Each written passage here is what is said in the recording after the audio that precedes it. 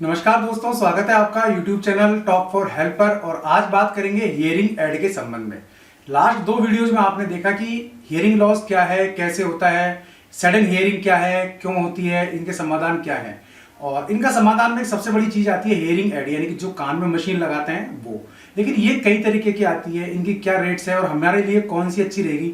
यानी कि बहरापन जैसे अलग अलग प्रकार का होता है, डीफनेस जैसे अलग अलग प्रकार की होती है, हियरिंग लॉस जिस प्रकार अलग अलग तरीके का होता है, उसी प्रकार मशीन भी अलग अलग तरीके की होती है। तो किसके लिए कौन सी मशीन मुफीद रहेगी, अच्छी रहेगी, इसके बारे में आज बताएंगे audiologist Prasenjit Mitra. My self Prasenjit Mitra, audiologist and speech therapist.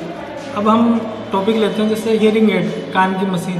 तो आजकल की जैसे अधिकतर लोग क्या है, जैसे आज के टाइम में से मशीन लगाना पसंद नहीं करते हैं। बहुत से लोगों को मशीन लगाने में शर्म सी आती है, क्योंकि हम चश्मा तो लगा लेते हैं बट मशीन लगाने में हमको शर्म सी आती है। उसके लिए नहीं, शर्म की कोई बात नहीं। जैसे हम कम दिखता है तो हम चश्मा लगाते हैं, वैसे ही कम सुनाई दे रहा है तो हमको मशीन लगानी पड़ेगी।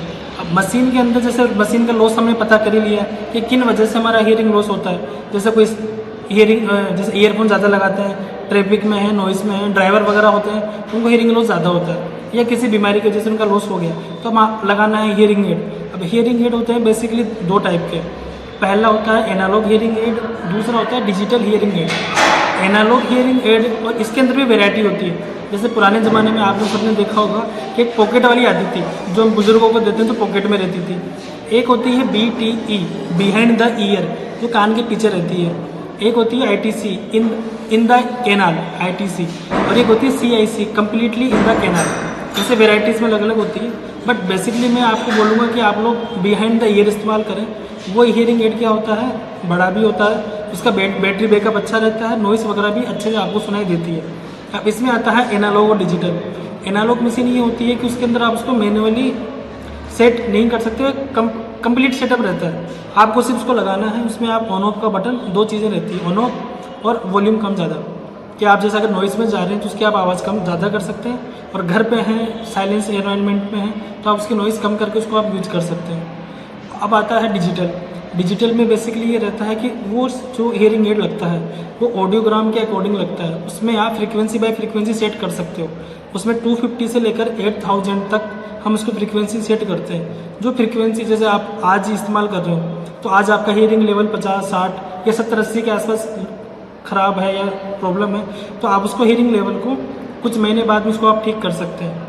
अब इसमें आती है प्राइजिंग, क्योंकि बहुत से लोग लेना भी चाहते हैं। अब इसकी प्राइजिंग पे हम आते हैं। प्राइजिंग भी क्या है, जो एनालॉग मशीन होती है उसकी प्राइजिंग कम रहती है। वो मशीन आपको अराउंड 2-3 हज़ार से 4 हज़ार से शुरू हो जाती है। इसमें भी उसी तरह कंपनी का रहता है, इसमें 3-4 कंपनी आती है। तो एनालॉग मशीन की प्राइजिंग 3-4 हज़ार से शुरू हो जाती है। अब आते हैं हम डिजिटल हियरिंग एड। अब डिजिटल हियरिंग एड थोड़ा सा एक्सपेंसिव होता है। उसके अंदर हम स्टार्टिंग प्राइस एक कान की 10 से 15 हज़ार से शुरू हो जाती है, जो अच्छी रेंज तक जाती है। इसमें आप फिर से कंपनी 2-3 कंपनी है, एक अलग कंपनी है, तो आप दोनों में से जो आपको सूटेबल लगती है अकॉर्डिंग टू आपकी डायग्नोसिस, उसके हिसाब से आप हियरिंग एड यूज कर सकते हैं। वीडियो पसंद आया तो लाइक और शेयर जरूर कीजिए, चैनल को सब्सक्राइब कर लीजिए, बेल आइकन दबा दें आप, ताकि आपको वीडियोस के नोटिफिकेशन मिलते रहें। कमेंट बॉक्स में अपने सवाल लिख के भेजिए, ताकि आपको जवाब एक्सपर्ट के थ्रू दिए जा सके और आपकी समस्याओं का उचित समाधान हो सके। आज के लिए इस वीडियो में इतना ही। ऐसे किसी यूजफुल वीडियो में फिर मिलूंगा, तब तक के लिए नमस्कार।